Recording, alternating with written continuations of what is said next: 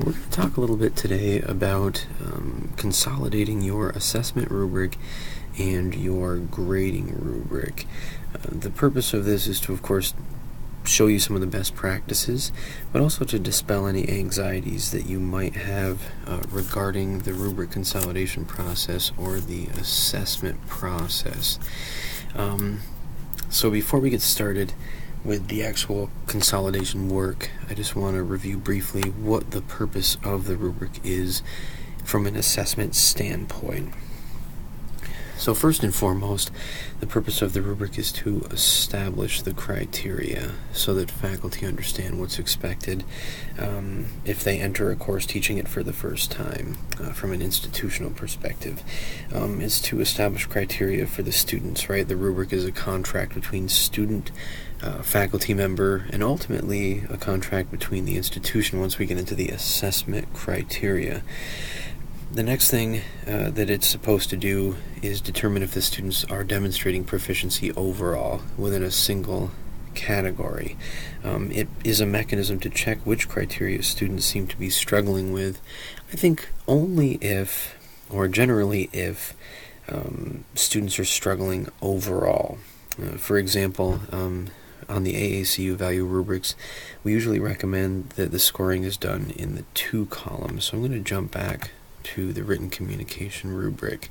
And when we first started discussing the AACU value rubrics with faculty, they had mentioned that it was going to be very difficult for students in a 200 level course, let's say, to demonstrate maximum proficiency at the AACU capstone level.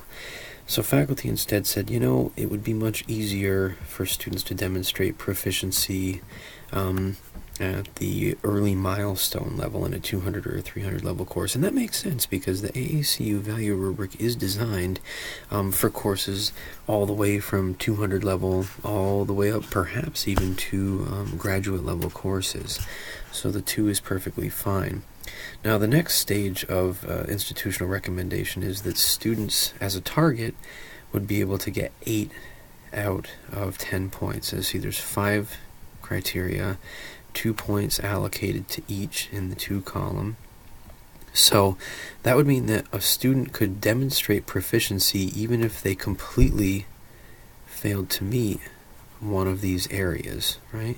If they did well in all areas but failed to use language that generally conveyed meaning to readers with clarity, they still could meet the target, and that would be perfectly fine.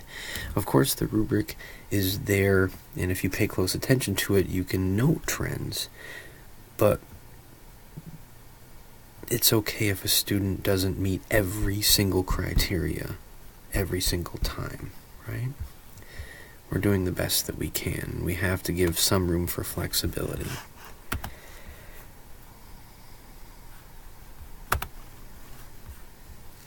So as I just said, that leaves room for error in different areas. As such, I think it's important to note that the rubrics don't have to be identical to the AACU value rubric. Whatever grading rubric you're trying to utilize as an assessment tool, it doesn't have to be perfectly identical. It should account for the criteria found in the AACU value rubric, however. Oh, well, that's lovely. And here come the errors. Jeepers creepers. Alright, so we're back in the written communication value rubric now, finally, after that minor little hiccup. And we're trying to determine if our grading rubric includes the criteria established by the AACU value rubric. For the purpose of this exercise, we're going to look at the Dental Hygiene 240 written assignment rubric. Okay? And what we would do is we would take our grading rubric as shown here in our sample, and then we would take our AACU value rubric and we would begin the review process. We usually don't worry so much about the criteria as it's listed here. Instead, we're worried about the contextualized criteria as it's worded in column 2. So one of the easiest ones to account for usually is following expectations appropriate to a specific disciplined and or writing task for basic organization, content, and presentation. Now this one's usually pretty easy, and almost every rubric that we've looked at so far accounts for that pretty quickly. Here we have format and content. So we come back over here really quickly and we can see that organization, content, and presentation are what we're dealing with here. Okay. Content is included in this criteria on the grading rubric, but of course it's also included in several other areas as well. And again, like I said at the beginning of the video, that's perfectly fine. It's here in the discussion and the conclusion as well. This tool, even though it's not going to flesh out the criteria in the same exact way that the AACU value rubric does, it's still going to give you the same opportunities as the AACU value rubric. The function is the same, right? So it's still going to serve as a mechanism to determine if students are demonstrating overall proficiency, and it also can serve as a mechanism to check which criteria students are struggling with. Now, there's a little bit more overlap in the grading rubric here than there is in the AACU value rubric. So students might do well here in format and content, but they might start to struggle in the discussion area, or they might struggle in the introduction area, which would still be, some kind of issue with content, and that's perfectly fine. We can kind of parse that out as we move forward. Ultimately, though, this criteria is taken care of, right? Now, sometimes when you're looking at a grading rubric and you're trying to account for all of the criteria mentioned in the AACU value rubric, you'll come across one that is kind of spoon-fed to the students in the rubric itself. So here's a good example: demonstrating an attempt to use credible and or relevant sources to support ideas that are appropriate for the discipline and the genre of the writing. Sometimes we'll come across a rubric where a professor or instructor says, you are going to use these 3 sources, or these 3 types of sources, and that is all that's going to be allowed. So the student really isn't being granted the autonomy to go out and just pick whatever they want to, and then demonstrate their ability to utilize credible and relevant sources to support ideas. Instead, the professor is going to say, you're going to use professional product reviews published by ADA's Council on Scientific Affairs quarterly. You're going to use clinical reports published monthly and available online, and other research sources found in peer-reviewed journals, right? So some elements of this criteria are already kind of being taken care of, and that's perfectly fine as well, right? We don't have to worry about that so much. That's why it's important when you submit a rubric, a grading rubric for consideration, to replace the AACU value rubric for assessment, that you include any assignment guidelines that you might have, any supplementary information that you might have, so that we can take a look at that and take a look at the rubric as well to determine if maybe, some criteria just are being taken care of in other ways, or the parameters are tightened a little bit. And that's okay.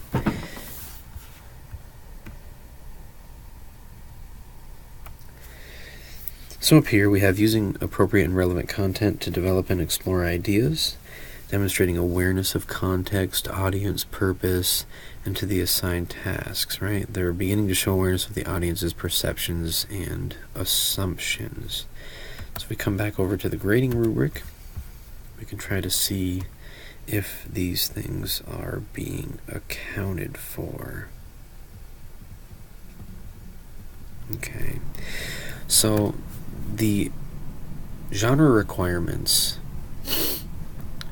lend themselves to audience expectations. If you're writing an APA paper and you're following the APA format, you're writing for people who are familiarized with that format. Often people are familiar with peer-reviewed journals, and they're looking for a peer review level of quality in your material. If the student demonstrates proficiency in all these areas,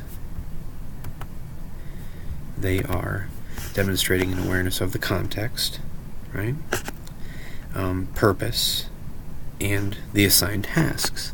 So really this criteria here in the AACU value rubric is measured to a small degree in almost every category on the grading rubric. And again, that's perfectly fine because the grading rubric still allows us to see which specific areas students struggle with. Let's say, for example, this is a good example, the AACU value rubric here has condensed and clustered so many different facets of student proficiency into this one criteria, whereas the grading rubric actually fleshes it out more effectively than what the AACU value rubric does. So the grading rubric is actually going to allow us to get more detailed information relating to students demonstrating an awareness of these different things than the AACU value rubric would. And that's really the main takeaway in this process that I want people to come away with. Step 1, you are going to look at the criteria in the AACU value rubric. Step 2, look at the criteria in your grading rubric to make sure that the criteria in the AACU value rubric are being met. And then if they are being met, that's great. If they're being clustered in different ways than the AACU value rubric, or they're being fleshed out in different ways, that is perfectly fine because the function of the rubric is still intact. It's just going to produce results in different but still meaningful ways. Okay? Excellent. Well, that's it for the first step. We'll try to provide more context and information